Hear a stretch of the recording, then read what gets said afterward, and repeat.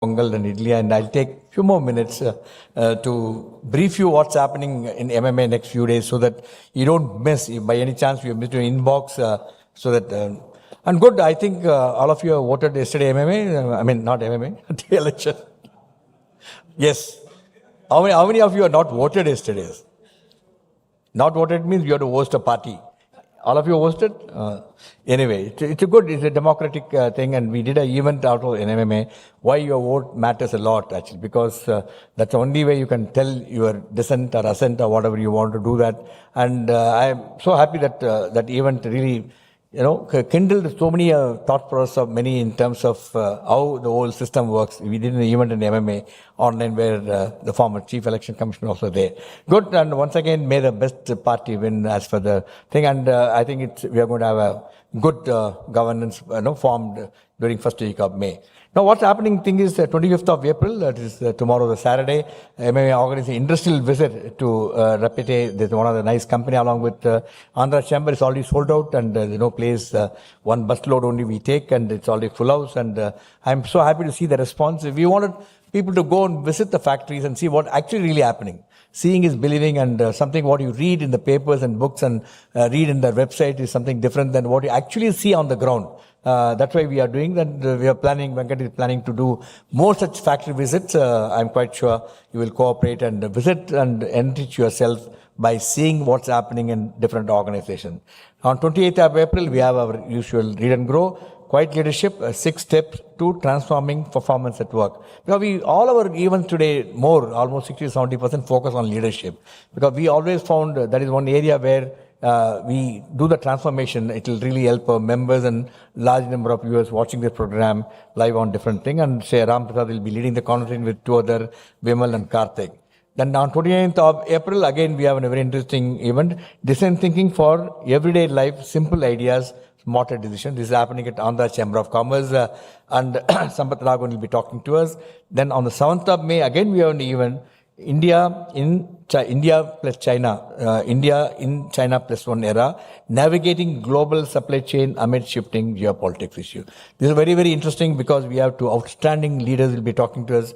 Srinivas, both are from National University of Singapore. Then Mr. Frank is again National University of Singapore and a visiting research professor.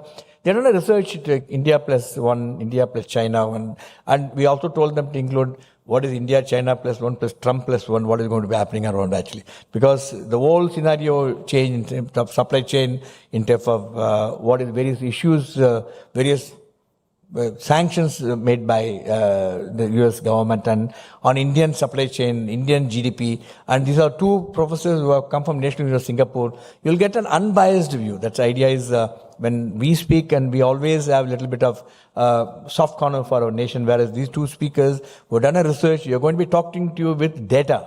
So because it's a good one, it's happening on 7th of May at MMA. It's a live event. They're coming all the way from Singapore to speak to you. On 9th of May, again, we have a Savesan, Psychology Leadership. He's going to be talking, Find Your True North, Finding Purpose, Clarity and Sustainable Success.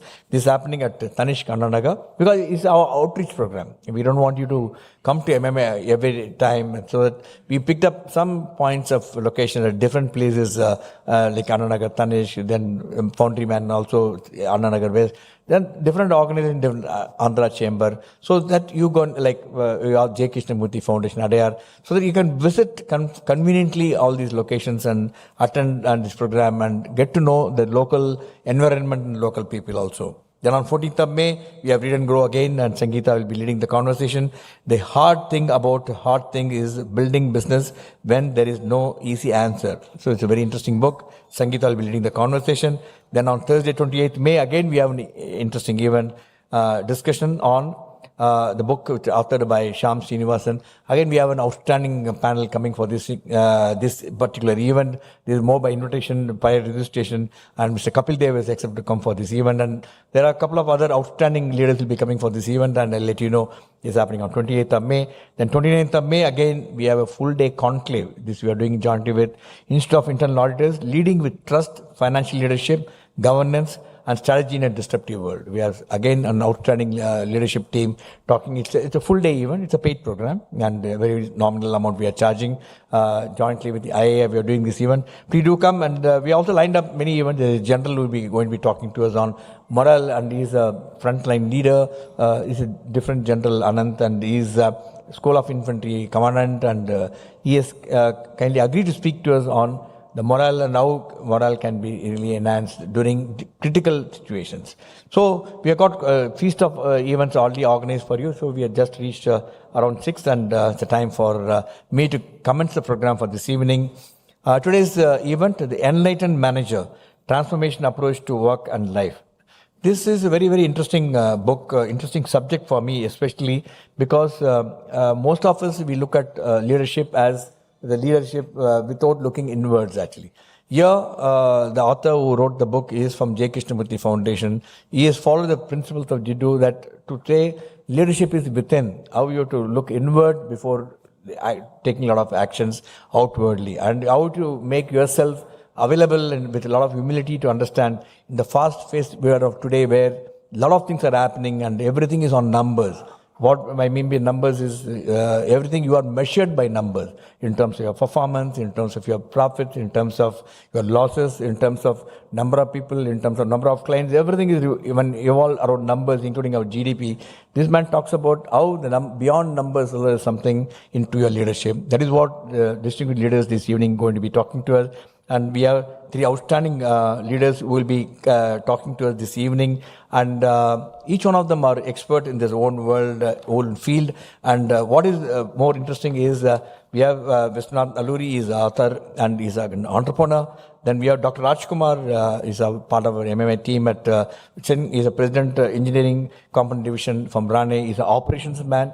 Then we have Mr. Meiyappan, he is a General Manager, Times of India. Imagine the combination of media specialist, operations manager, and entrepreneur. These 3 are going to bring together a topic which is very, very relevant today is the Enlightened Manager.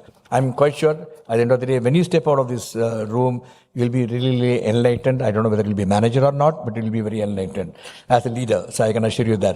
Ladies and gentlemen, put your hand together to welcome the distinguished speakers for this evening. We have Mr. Vishwanath Alluri, a good friend of mine and a great leader, entrepreneur, Dr. Rajkumar, President, Engine Corporation from Rane, and Mr. Meiyappan, General Manager, Times of India. A warm round of applause to our distinguished panel.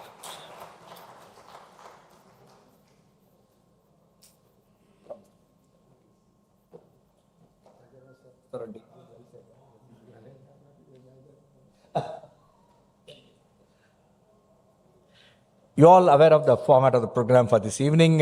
I'm going to formally launch the book for a photo op and where we'll take a picture along with the book. Thereafter, I'm going to request a speaker, author, to speak for a few minutes, share his views. Why did he write this book and being a great entrepreneur? Because I love to listen to Vishwanath Alluri, because he is one person such as successful, because your qualification matters nothing what you do actually.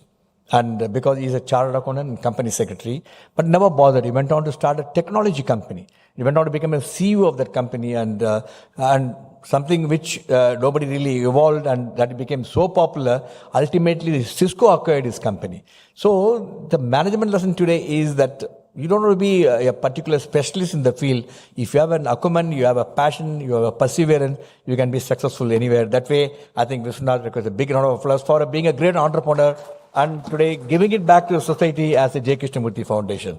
And thereafter, I will request Mr. Rajkumar Meiyappan to share their thoughts. Then we'll have a conversation between the 3 so that you will have a perspective from different views. And I'll also welcome all the viewers watching the program live from all our channels, social media, including live. As usual, if you have any questions, please share your questions. And the authors and the distinguished speakers are accepted to respond to all your questions. Only I request you to be question relevant to the topic. Enlightened Manager, please don't ask me which party is going to win in Tamil Nadu. This is a topic which is going on very, very hard. Go to the social media, you will know the answers for everything. But you will know the ultimate answers in the first week of May. So, people who are here, we have a Mentimeter. So, just scan the Mentimeter, send your questions. You need not wait till the end. you can start sending your questions right away, because you know the subject is a very, very common subject where you can attract large number of questions, and you will have many issues in your mind where you are not able to get the solution. Here we have an expert. Before I call upon Mr. Vishwanath to speak on the book, and let me have the formally get the book launched by the guest. May I request you please step forward, do the honor to launch the book, sir. And Venkat, can I also request you to join on stage with me?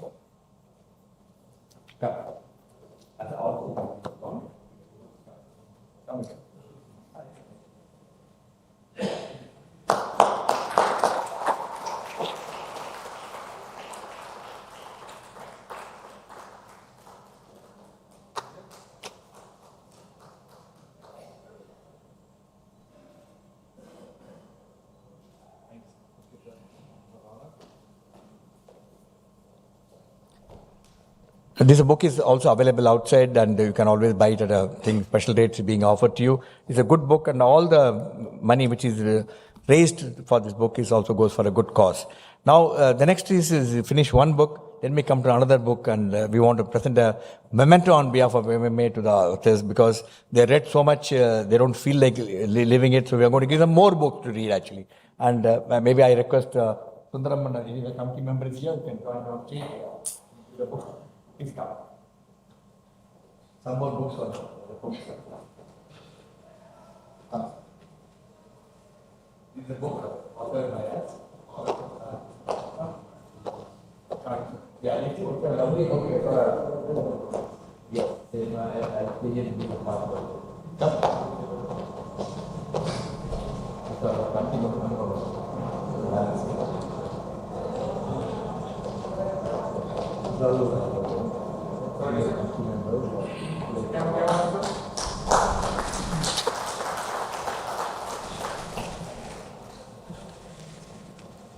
Thank you, sir, for accepting the nice honor from MMA. Now I'm going to request Vishwanath Alluri to share his thoughts. Before that, can I have an AV, please?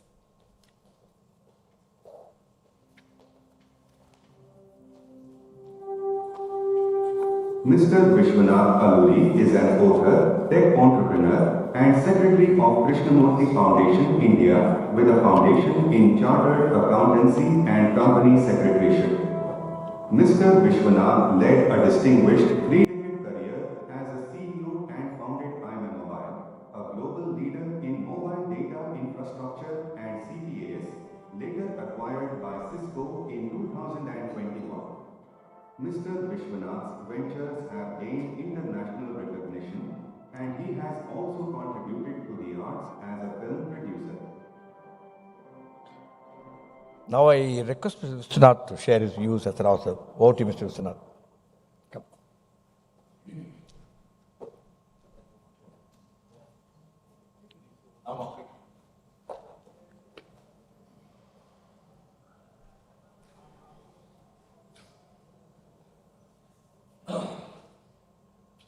Wait, I will show. But it is. I can't switch on.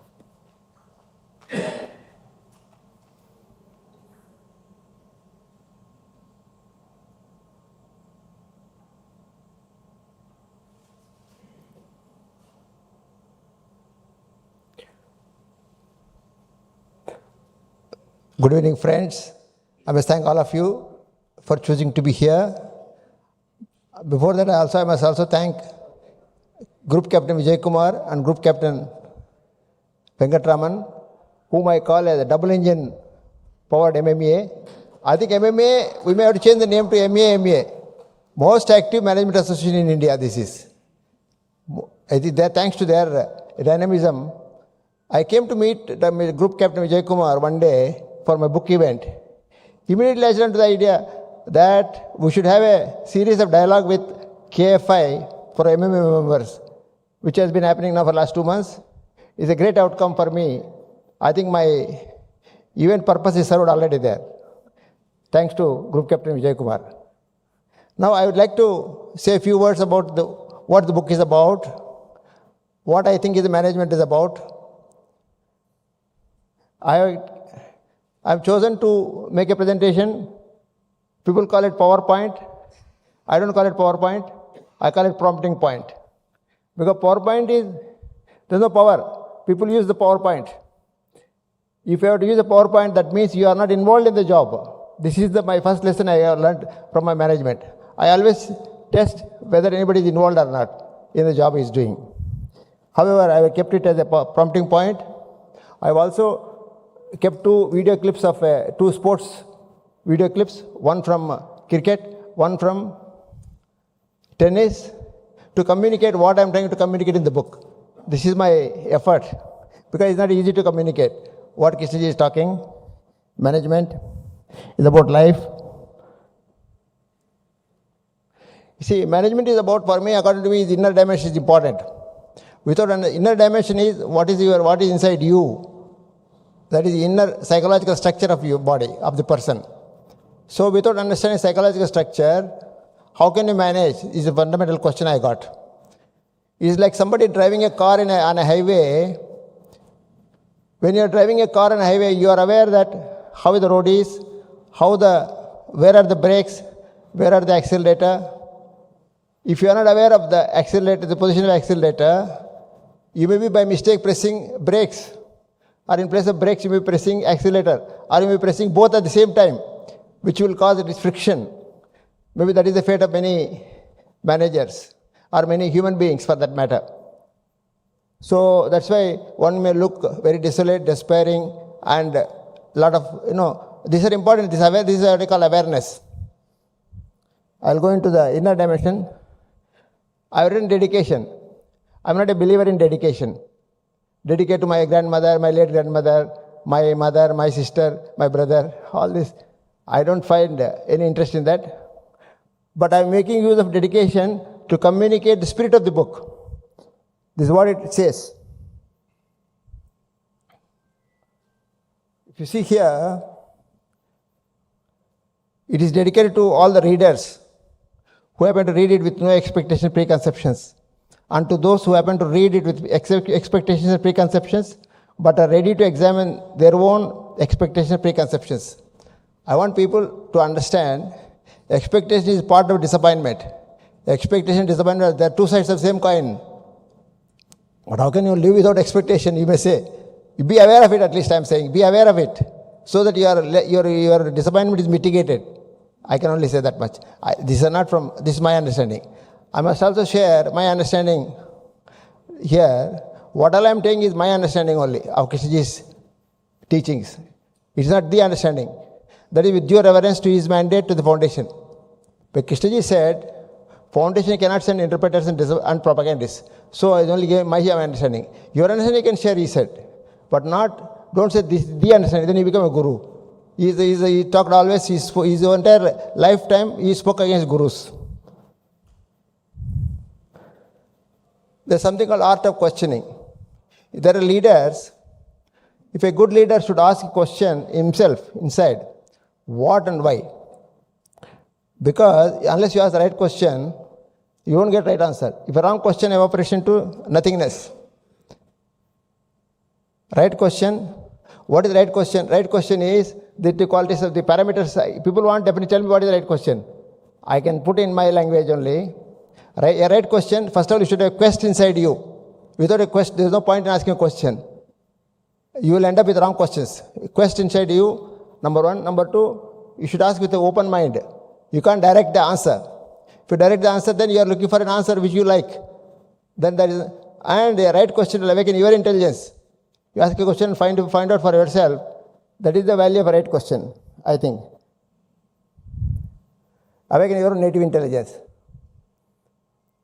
Here I got two video clips of two sports. This is the test match India played against England last year in Oval, 5th test match. When India was down 1-2, and the 5th test match, if India wins, it becomes 2-all. Series will be drawn. Otherwise, India would lose 3-1. Final innings of this match, there was one crucial moment of the entire Test cricket history, I think that is, where Siraj Mohammad takes a catch and drops it. He crosses the boundaries. This I will show you this one.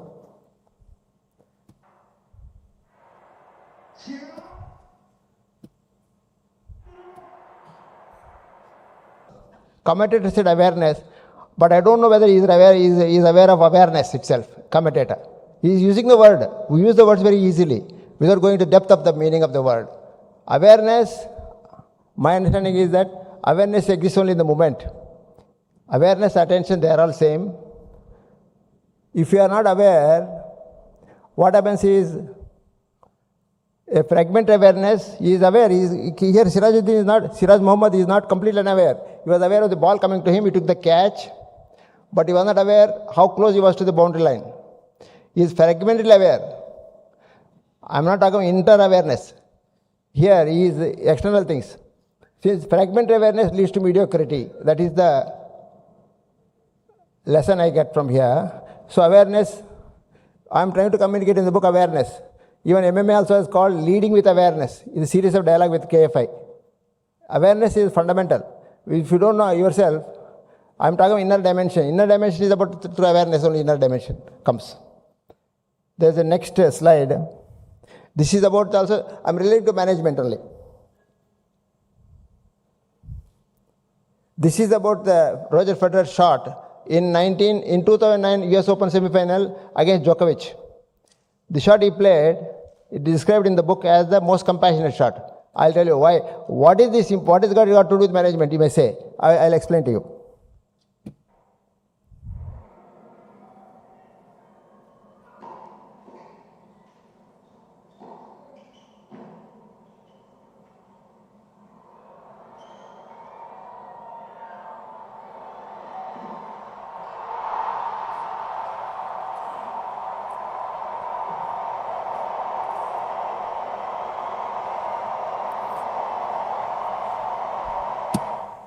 See, this shot, what is the relation to management, you may think?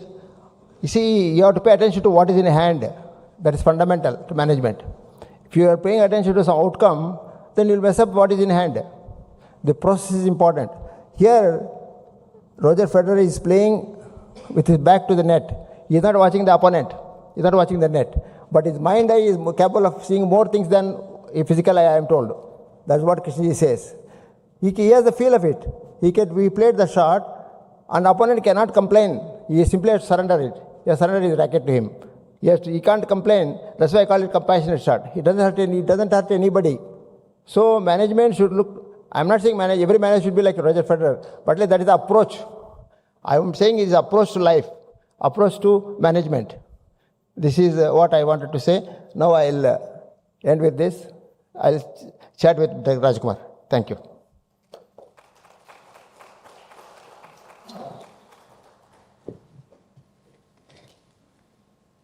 Before we move on to the chat, and I'm going to request Dr. Rajkumar Meiyappan to share their thoughts. Before that, let me have the formal introduction of both the guests of honor. Can I have the AV, please?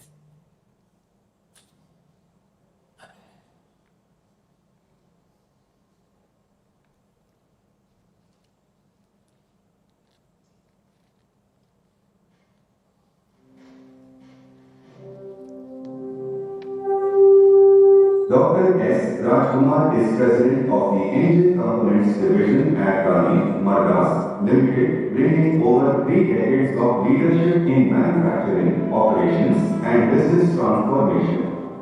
Dr. Rajkumar has driven operational excellence across multiple plants through Lean, Digital, and Six Sigma initiatives, following key roles at Nippon Seiki, Apollo Tires, and Lucas Steel. A PhD holder and Six Sigma black belt, Dr. Rajkumar is also an active contributor to industry and academia.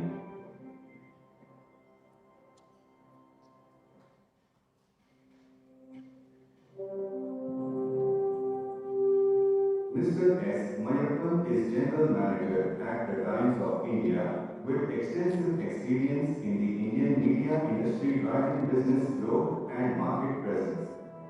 Mr. Meiyappan specializes in media sales, brand partnerships, and innovative advertising solutions across print and digital platforms.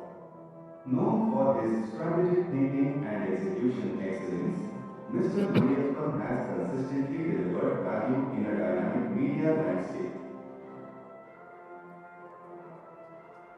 Yeah, that's a profile of our distinguished guest of honor. Now I'm going to request Dr. Rajkumar and Meiyappan to share their thoughts for about a few minutes, maybe 5 minutes each. Then thereafter there will be a free-flowing conversation. Would like to speak from there? You can come here. Mr. Rajkumar.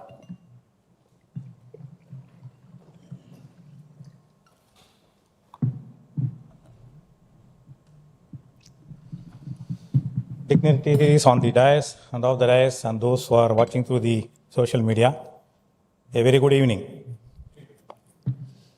So at the outset, I would like to thank MMA for giving me this opportunity to share about this book. And I do not know why they chose me to give this about this book, but actually I am a frequent traveler. And when I travel, I always carry a book to read.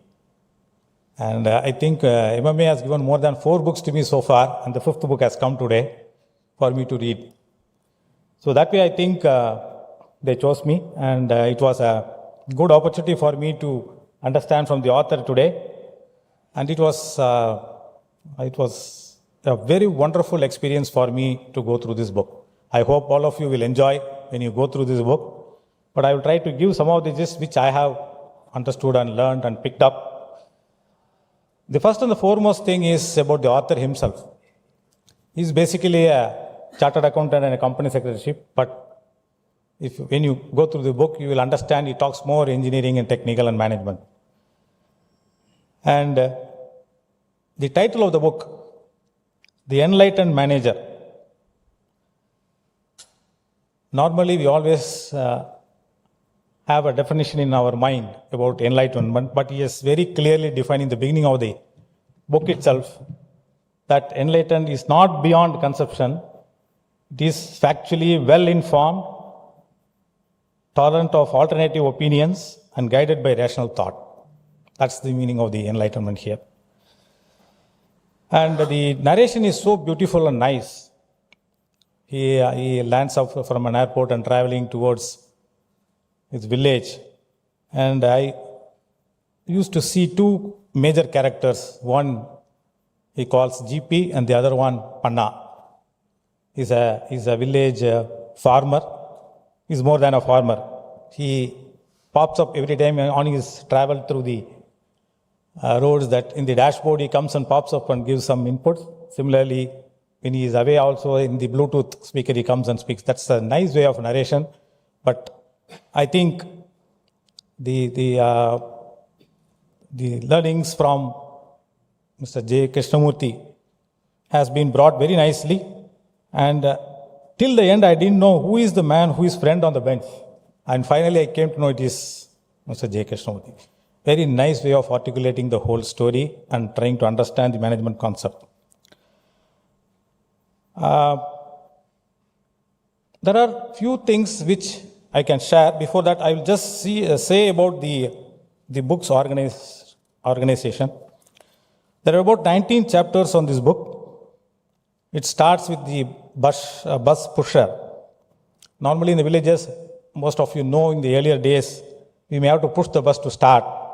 And a few people get down and push the bus. But none of them have any agenda in that. They don't expect anything back or return from, but for getting to the bus and travel. So he starts the story from there, and there are about 19 chapters, and he talks about many things on the way, which is captured very nicely. And when I see some of these things, I am able to relate with my own experience, my own industry, my own factories where we have worked. And one of the important thing which I recorded myself is entrepreneurs are the good managers. Are managers good entrepreneurs? So he clearly puts very nicely that entrepreneur, once the venture starts to get going, he is the manager. I think most of the time we miss that. And similarly, he also says, we cannot imagine a professor of surgery who has never seen a patient. So that's very clear. In many occasions, we people talk more on the theory, more on the techniques. but we fundamentally forget very comfortably the basics and the actual that happens on the floor. See, there are a lot of professors, very intelligent professors in the B schools, but how much of them have practiced on the floor and have taken those experience back to the book? That's the key theme which he is trying to put it. And the first and the foremost thing he talked was on the practical experience, like Mr. Panna, the farmer, when somebody comes and asks him, can you teach me farming? He says, come and stay with me for 2 crops with him. Then only you will be able to know. It is very clear. There are certain things which can pick up from the theory, which we can pick up from the concepts, what we learn from the schools, but definitely we need to be on the floor, on the farm, and try to understand and put those things into our mind and then applicate it. And he also talks about 2 things. One is on the tool of negation. We always think, what is a good leader? We will try to define what is a good leader with so many traits for many pages. But he says, let's see what is not a good leader. Ask the question, what is not a good leader? So by consistently identifying and stripping away what is false, such as ego-driven motives, fear, or rigid methodologies, and what remains is the essence of what is true. That's the key message there. And similarly, the other concept what he talks is on the mirror of relationships. When you interact with a colleague or a partner or a team member in your own organization, the reactions, it may be irritation, it may be desire for control, anything. So that acts as a mirror. So the reflection that you get, that helps you to streamline in your mind. So that's the next message which I picked up from there, and that's very, very clear that technique is one, and management we need to really understand, be on the floor, try to understand our own mind. And there is one more question which he asks. If you cannot manage your own mind, if you cannot understand, how can you manage others? Absolutely. So we need to introspect, we need to understand that. So this he narrates in a very nice way, and there is another thing which he talks about vulnerability. Normally we always think about vulnerability. There he uses a very nice analogy of driving a car. If somebody drives a car and if he is not attentive, what will happen? That is the conscious and unconscious thing, and how we condition our. That's a very, very, very valid point. And the most important thing of the remaining portion is on the 2 concepts what he talks about, self-knowledge and self-knowing. So understanding of awareness of one's state of mind from moment to moment is called as self-knowing. So that keeps on changing from the moment to moment. But whatever we have in the past, knowledge, whatever we accumulated, that is the self-knowledge. So that's where he brings in another concept of Kafi Darshan. You all have heard about Darshan is.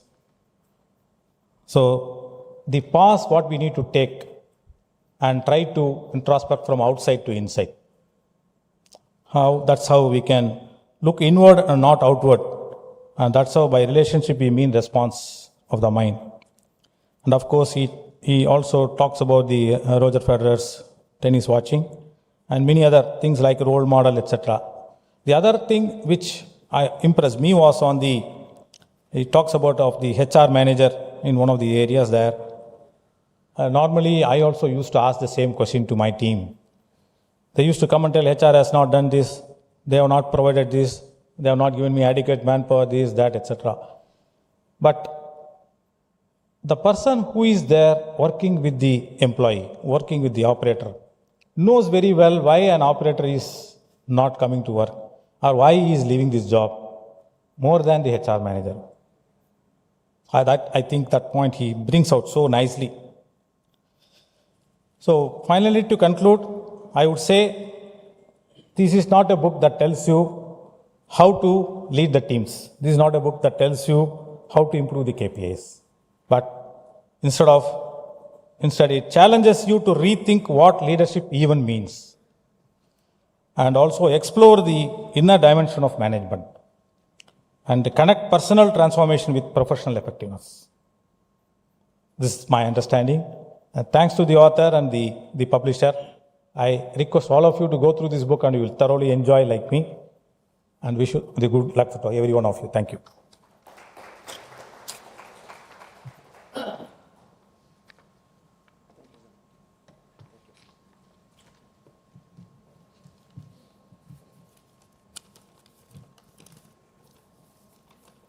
Good evening. At the outset, I must congratulate and thank MMA conducting such a wonderful sessions on a continuous basis and a series of sections to enlighten our human knowledge and wisdom. So applaud to the MMA first of all. Respected guest on the dais and the audience, friends, again very, very good evening.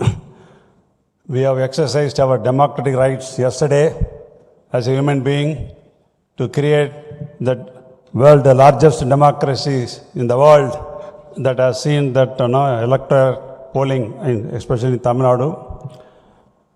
So that has given some enlightenment among the citizens of the Tamil Nadu. Now we are here assembled to have how enlightened managers have to be. So this book is all about Dr. Rajkumar has crisply or elaborately, that's the right word, explained that chapterization wise, how that 19 chapters stood by, how he has narrated that is life experiences, how managers have to be, what is that difference between the entrepreneur and manager, at least, of course, when there is no difference, how people view it, etc., etc. Nicely narrated, sir. Most of the points, I think you have done it. Hardly anything to narrate. Having said little bit where I touched upon, which I would like to share here on this Enlightened book about this. Enlightenment. The enlightened managers, how the managers have to be enlightened. First, one has to be enlightened self. Understanding self is must, then understanding others. That's what all management theories are, our sages theory, everything. First you understand yourself, then understanding rest.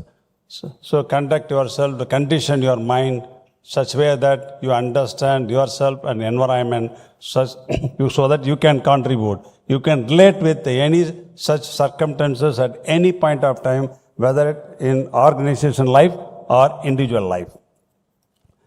So that book is, interestingly, you touched upon the farmer-like approach to management. Absolutely. Compliments you, sir.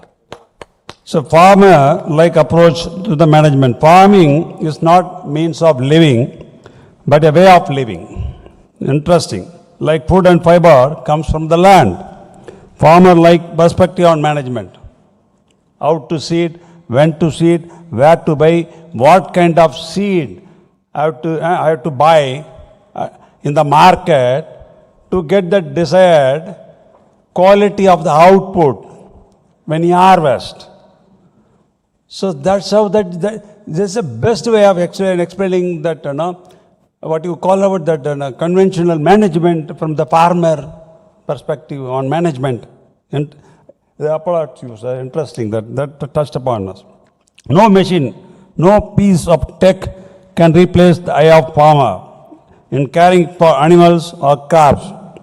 So good farmers can feel the quality of the seeds at the time of buying. Good managers has to see at the time of hiring, HR, whatever he narrated that.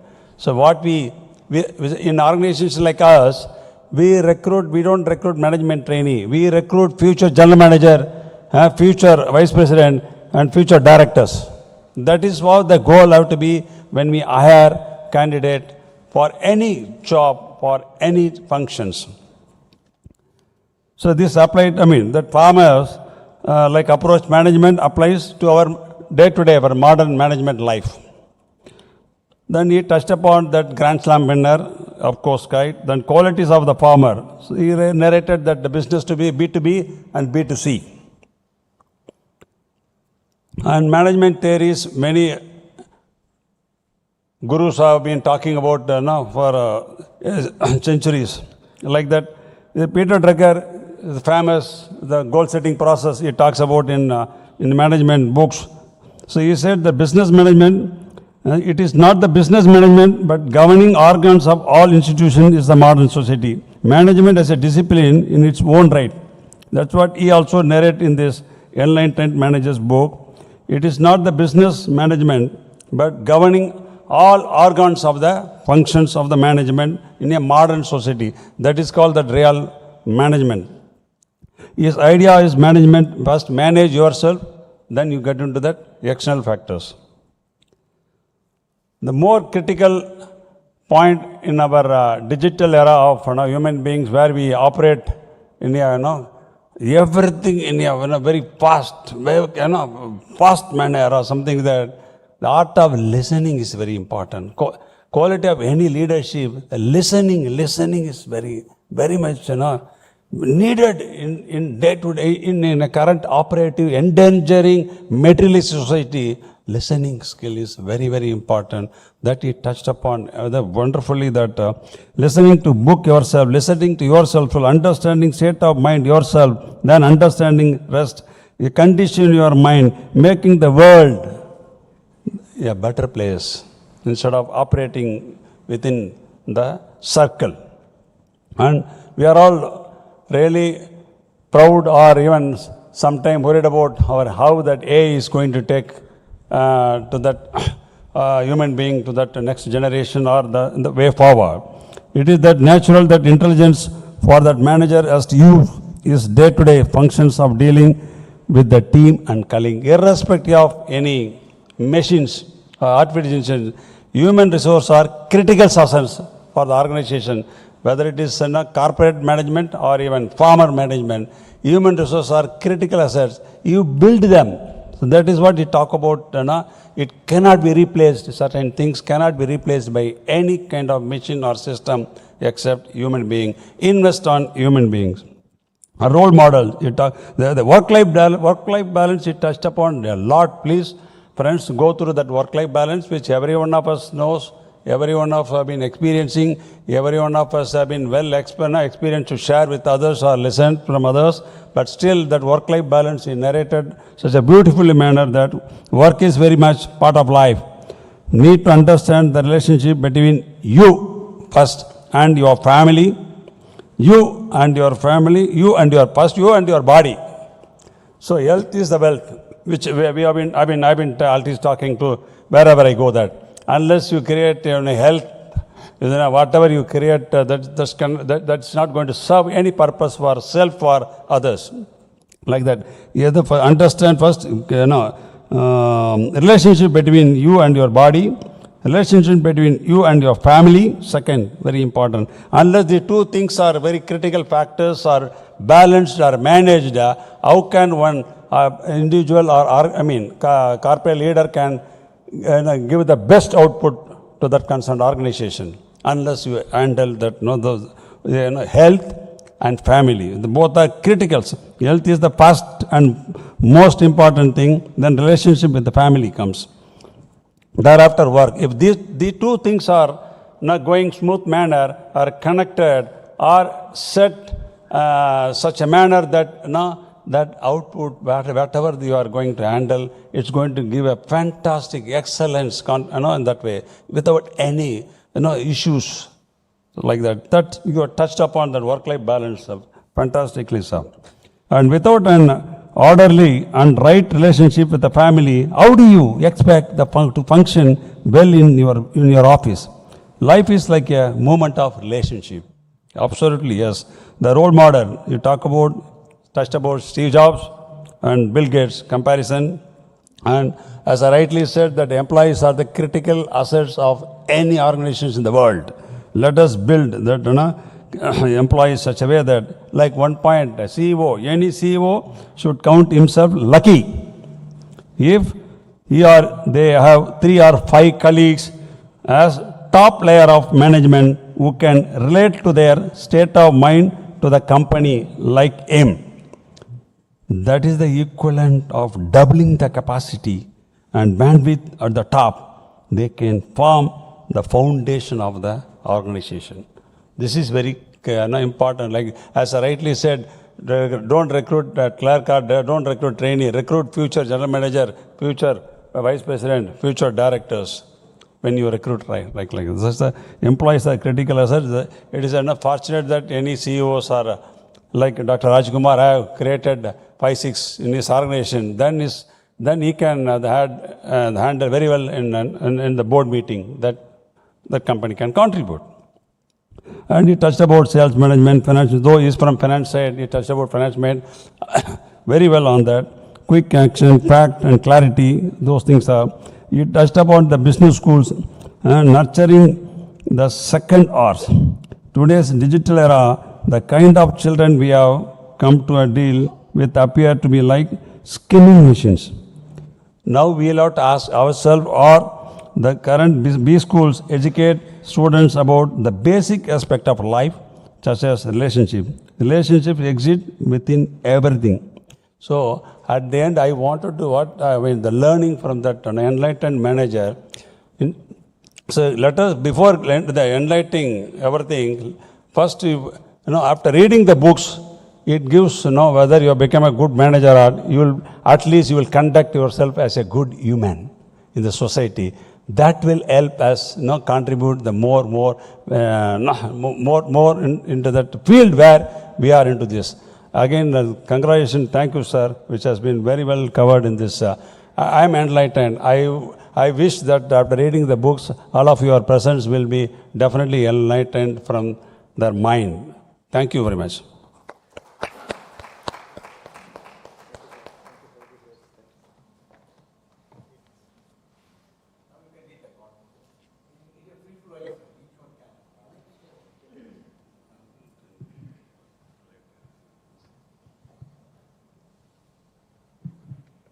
What made you to write this book?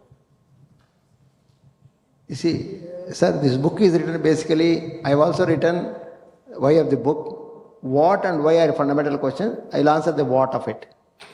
What made you write the book? You are telling me. If that is a question, you see, way back in 1995, is the first time I came across a video titled Where Knowledge and Silence Go Together. That is a Krishnamurti dialogue with a American professor.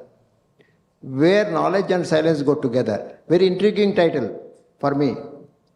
Immediately I switched on the VCR and played that. That was like a bolt out of the blue for me. It is like a lightning, actually. A lightning, when lightning strikes, normally human beings close their eyes. You fail to see the beauty in the dark clouds. Though clouds are dark, but there is beauty in it. Only lightning can show it. That moment also has the potential to show the life inside you. So it is to share the fascination of life. I thought I should write the book without any expectations also. So that is the reason why I wrote this book, to share the fascination of life with others, especially management. Because I am a manager, my context is manager. Maybe people may look at it.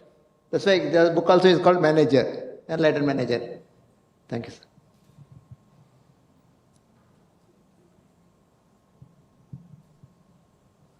So you have written a lot about work-life balances. So in a society where we live in a nuclear family or metro or tier 1, tier 2 or whatever it is, the work-life balance are becoming challenging day by day.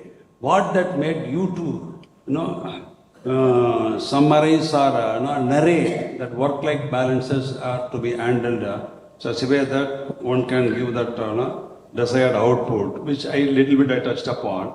You can elaborate that how that work-life balances have been touched upon here. Yeah, because work-life balance is a big topic in management domain or anywhere for that matter. Work and life. The way they use the expression itself shows they are two separate things.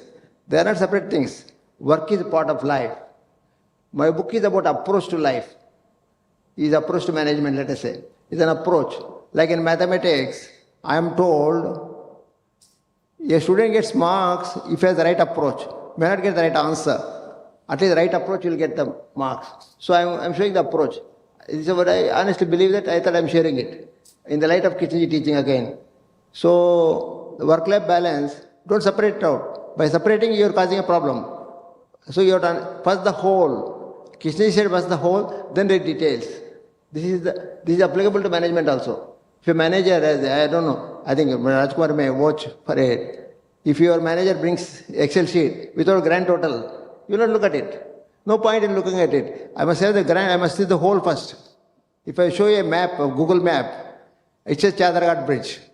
How do you know Chadarghat Bridge? Where is this? Lucknow or Hyderabad? You don't know. First you must show it's India, Hyderabad, then it goes into locations. So, but if you go to details, you will destroy the integrity of the whole. So, I want to say that work-life balance is, you must have understanding of the whole first. Whole of life and then whole of work. That's why I have written that, work-life balance. There's a lot, of course, I use the word kafi darshan, very important word, expression that is. So, the darshan is a religious expression. I use coffee because South Indian tradition is coffee. So, at least during that coffee time, you have an opportunity to go through inwardly and look at yourself. Look at your fallacies, loopholes, all the mistakes you make. So maybe that can give some order to you. That is what coffee darshan is. A darshan, normally darshan means you go to Tirtha Yatra. We are saying you look at here first. You may go where you go, I don't know. At least you look at here, you must go on a journey of inquiry from which there will be no return. No return to earlier state. Early state of anger, early state of provocations, all this. So that's a lot is there, of course. This much I can say now.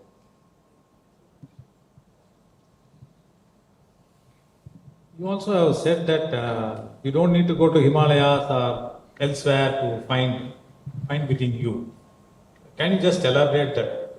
Because I see a lot of people say they want to go to Himalayas or they want to go somewhere. That's where I think the uniqueness of Krishnaji is there.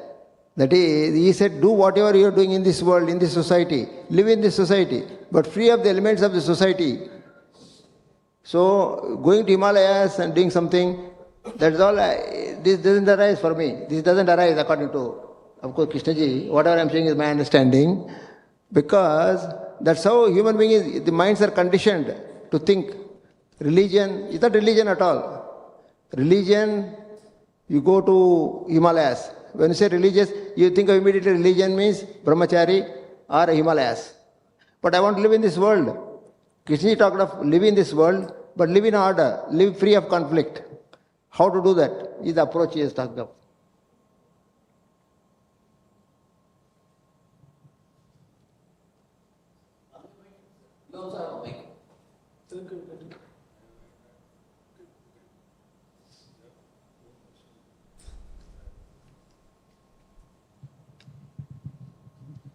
And can you just elaborate on this native intelligence? I think that will be useful for everyone.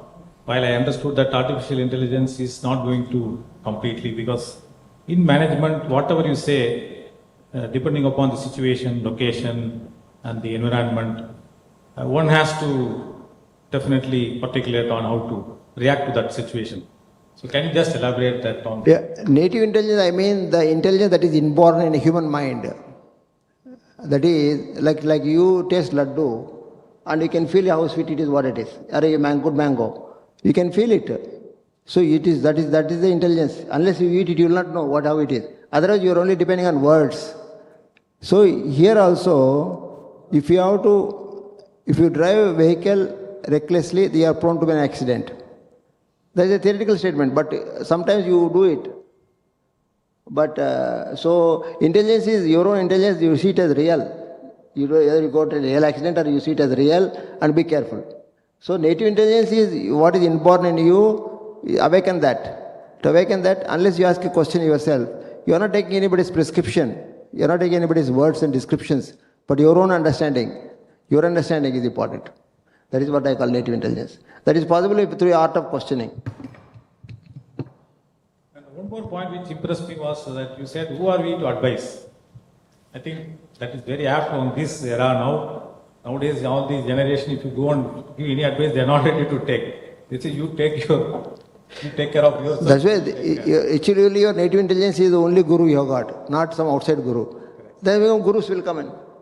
Advisor means guru. We are not talking of that. Who are we to advise? Why should you take my advice? You discover for yourself. There are many things you can understand yourself, provided you have an approach to that. But in summary, if I see all that, you are trying to say you introspect yourself, you please think, season your mind and all that. But do you think practically it is possible for everyone to do that? Sir, I am not saying it's possible or not possible. The moment you say it is possible or not possible, both are equal. In both ways, you have stopped the inquiry. I am saying, it is an approach we are giving. You have an approach. Inquire into that. We are not saying that it is possible or not. At least there is an approach we are giving.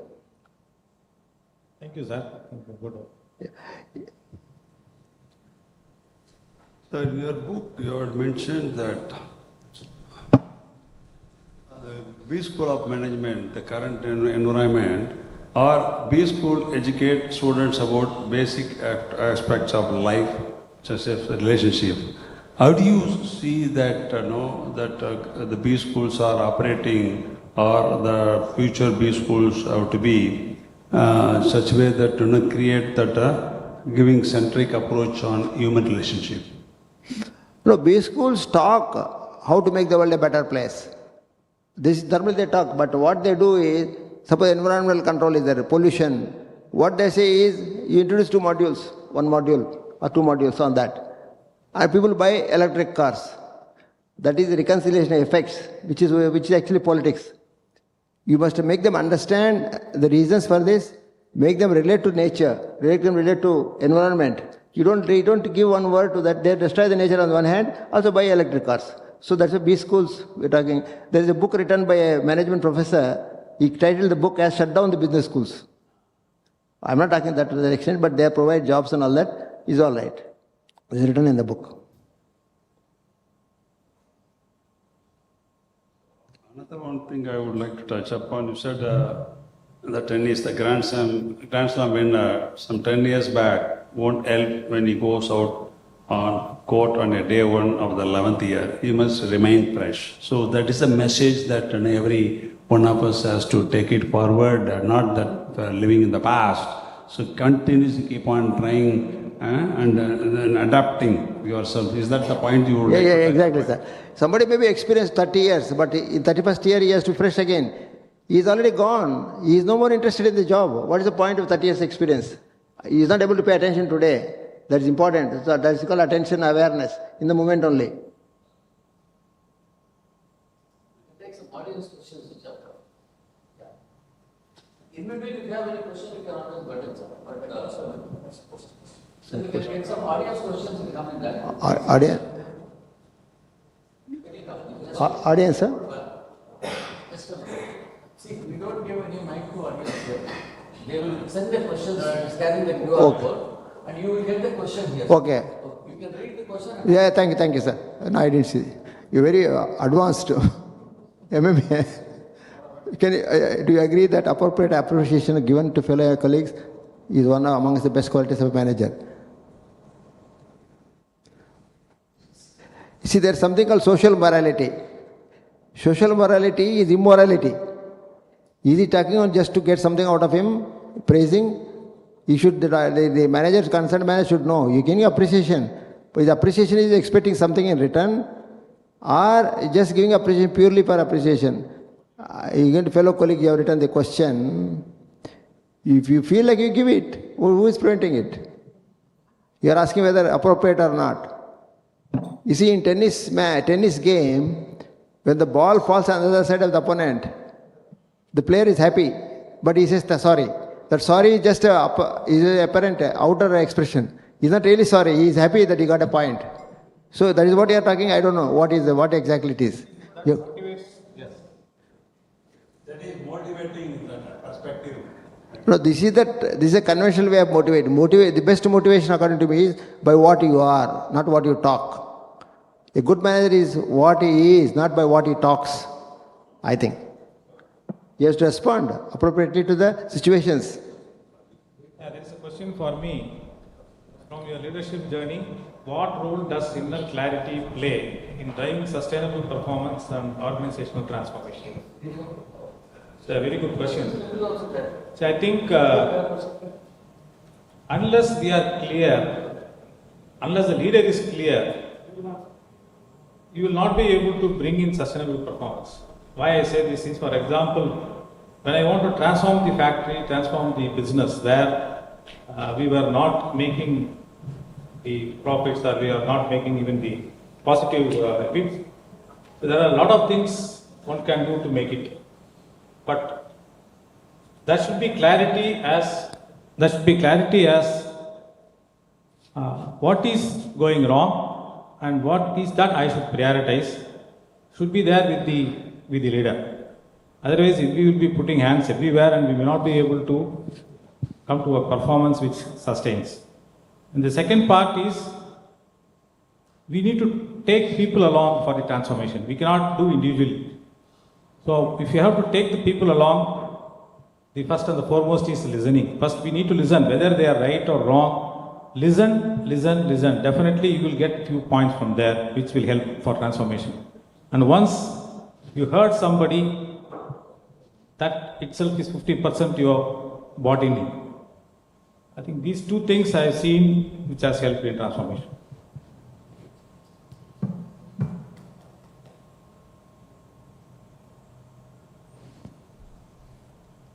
Yeah, I think this is from the book he has taken. If the problem is complex, approach should be simple.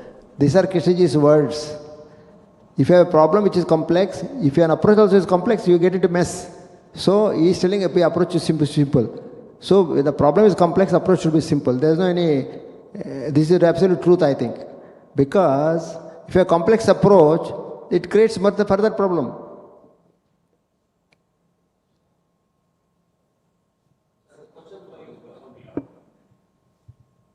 From your experience in brand and audience engagement, do you see a shift towards more purpose-driven communication aligned with the ideas discussed in the book? Absolutely, excellent question. Absolutely, yes. The answer is yes. Yes, the way that brand and audience engagements evolved, especially last 1 decade, is enormous. What kind of shift towards purpose-driven? See, if in the brand building or advertising management, see, people invest in the advertising on any, whether it's the print or digital or even social platform or something. They expect that instant, what you call that ROI or that responses, what it has to. It's the product, the guy, the manufacturer,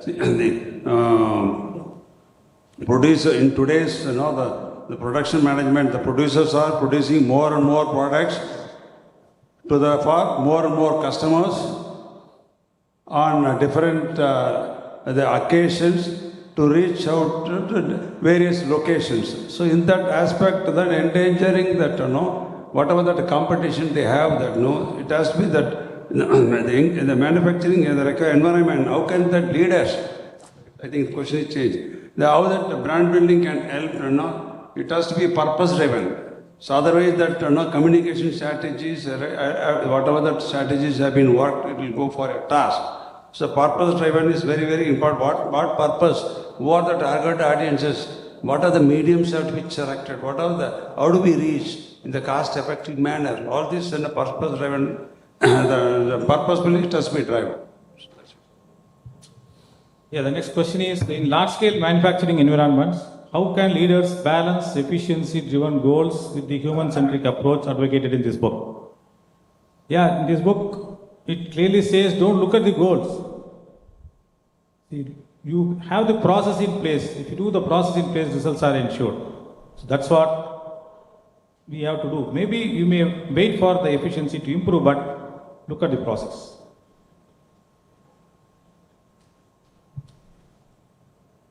This is the question. Should I take that, sir? Can success and inner clarity, inner fulfillment coexist in today's competitive professional environment? How? First, you have to understand what is success, what is inner fulfillment. What is this fulfillment? I don't understand. Fulfillment always goes with me. There is no fulfillment because you realize later in life you are trying to fulfill a leaky bucket. You should understand the bucket is leaky. What is this fulfillment? I don't understand. Fulfillment, there is nothing like fulfillment. You just do it. But we use these words are used in practical, conventional sense. So fulfillment and success also has to be understood. What is success? You have to redefine the success. Without understanding success, you talk about success. Success is always outcome. That's what is considered today in today's language. Success is outcome. But for me, success is not wasting your energy. That is success, I think. A life which is where energy is not wasted on frivolous things is success. So if you go that way, you see, success or whatever you call it, unless you pay attention to what is in hand, you do what you love doing. That means, if you do it, you will get the best result. There is no question about it. Without that, you can't really expect just success. So what you are doing in the hand, with what is in hand is important, I think. The question is very, I would reframe it, the question. Okay. So next to me, how can media leaders incorporate values like integrity and authenticity while still meeting aggressive revenue and market targets? Absolutely. See, this today's the environment, media environment totally have changed. So value buying is very important, integrity is very important. People have to be stick. See, I'll give the classic example what that print media yesterday we did yesterday with what is that polling day. While all other media carried the regular advertising of the front pages, we used to call as a jacket or whatever it is, such a name you all think it also. So how that superlative services have to be value by and integrity have been created. We communicated differently in the form of innovation in print itself, which is called double XL. So double XL means the same matter, how do we communicate, such that an audience engages. Exactly that.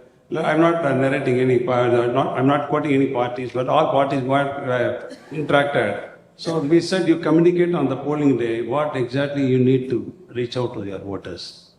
It should be explicitly very clear, simple, clarity. So communicate, we did little bit innovation over that, differently creating that double X innovation. If you all happen to see yesterday's and day before yesterday papers in Times of India, that it will come that 4-page, very bigger font and bigger things and bigger superlative quality of the print, that message is very clear. So value by the same price, they get very, very, very excellent visualized service. Like that in the aggressive market or something, we'll have to keep our customer in our hand. The integrity, the trust building is very, very important.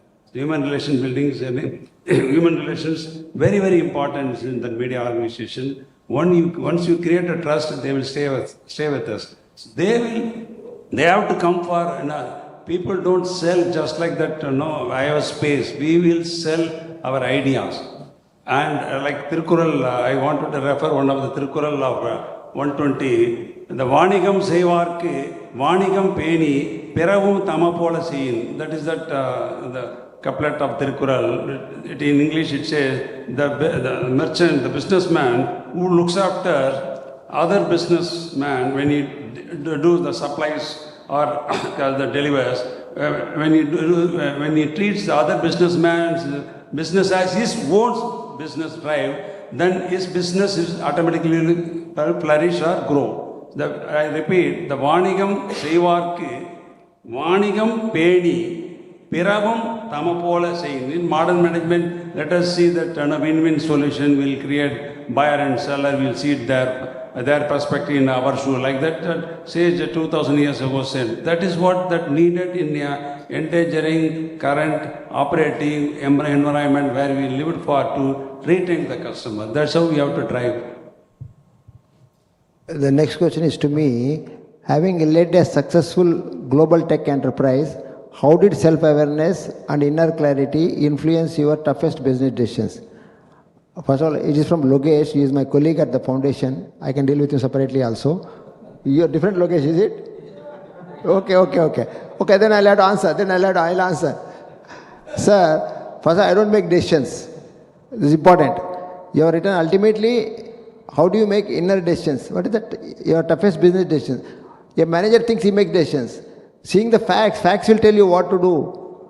Facts is important. It is a fact that will make the decision, not you. But we take credit. I made the decision. What is self-operates? Every time self-operates. So there is no you making decision. So the clarity is a big subject. Clarity is like nirvana. It's not a small thing. Clarity in the realm of Krishnaji teaching is like nirvana. Put it in that way. If you have clarity, see the true as true, false as false, true in the false. This is very important. Clarity is not the opposite of confusion. Clarity is not confusion. Clarity comes only if you realize you are confused. Realization of one's own confusion is the beginning of clarity. So because this clarity is a big subject, I have written there in the book also, there are 3 immutable laws: quick action, facts, and clarity. That's how it is written. Quick action, facts, clarity. So clarity is not a small subject. Self-awareness, all that ultimately made me come and work Krishnamurti Foundation. So is there a tougher decision than that? I will not decision. It's a natural flow of the life. That's how I will take it. One more question, sir. We'll take this and maybe one more question before we conclude. Yeah, take. The 10 of 13 is there. Or you can answer, sir. Yeah, by comparison with a farmer looking into the minute details, my question is, should a manager do micromanagement or should he delegate to be successful? So who said that farmer is doing micromanagement? No. When the farmer context is, he is on the field, he has the knowledge of what is happening around, and he has the total picture on hand, and he is also there, in his mind also he knows what is right, what is wrong, what has happened in the past, his own knowledge, everything. That doesn't mean micromanagement. No, I would like to add one line, sir. Micromanagement is an escape. The fellow whom you are supervising, he doesn't like you asking everything. No, why you are micromanaging? That is his expression. I am concerned. If I am invited a guest to my home, I want to ensure that my gate is working, my lights are working. That's not micromanagement. That is a responsibility. I am in charge. I am responsible. So, but the fellow doesn't like that. You keep quiet. It will be dark. Guest comes arrives in the home. That is not the way a responsible manager works. So, micromanagement is a word invented by people who are trying to escape responsibility, I think. What is it? How does the manager deal with subordinate who is more competent? Give the more work to him. That is where is the question? That's all. You get out of the job also.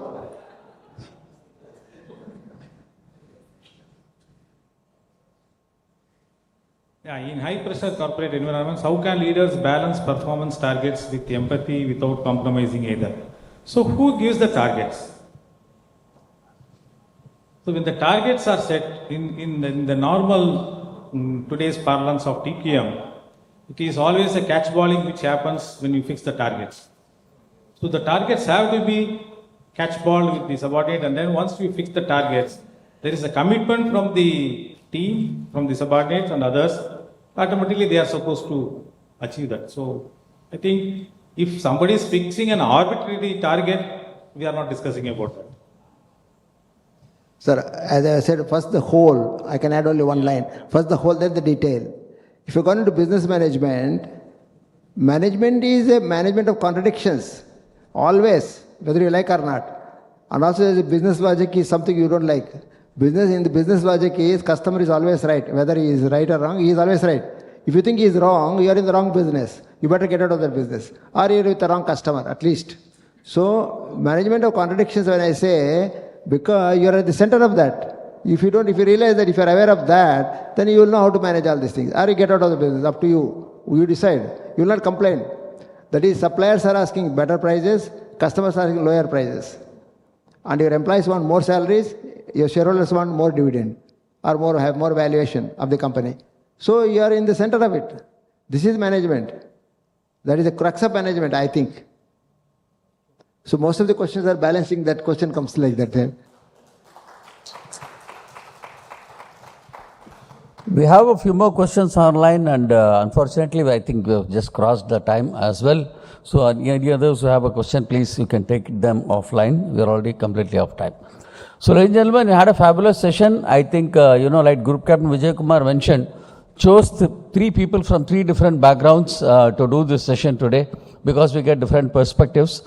And as he mentioned, whether we go back as enlightened managers or not, I think we'll all go back as enlightened individuals when we leave this room today. And let's give it up to, firstly, Mr. Vishwanath, who has put all his experience of the last 30-40 years that has been in the industry so well integrated with what he learned from the Krishnamurti Foundation and brought it out as a book. And from the way he answered the questions, even without a second thought, I think it should give us an impression like what he has put in the book is actually what it goes through. Thank you, Mr. Vishwanath, for publishing this book and giving it to us. And from what I have not read the book, so I think many of us have not read the book either. But from what Mr. Rajkumar and Mr. Meiyappan told us, book seems to be very, very practical in approach. The book seems to be very, very grounded. And the examples that he has taken from the farmer and all tells us that, the book will be a very good read for us to understand how to manage being at the ground level, what a manufacturing person will call the gemba, the shop floor. I think that is what the book is all about. And next for me is to thank both Mr. Dr. Rajkumar, a busy person, as he himself said, is traveling a lot actually, but we caught hold of him today to be here.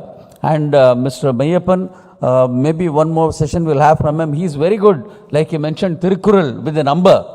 So he is very good in the Tamil literature, not just Tirukkural, but so many other ancient Tamil literature. I think we should have told him, sir, you speak only in Tamil today. It would have been really excellent, been a good combination as well. Maybe some other time we'll try that. So, ladies and gentlemen, I think let's thank all the three speakers today for taking their time off and being here. Thank you, sir. I look forward to you all more often. With this, we come to the close of this session, ladies and gentlemen. Until we meet again on the 28th for an excellent session again. That's about another book as well. And we have 3 more people discussing that book.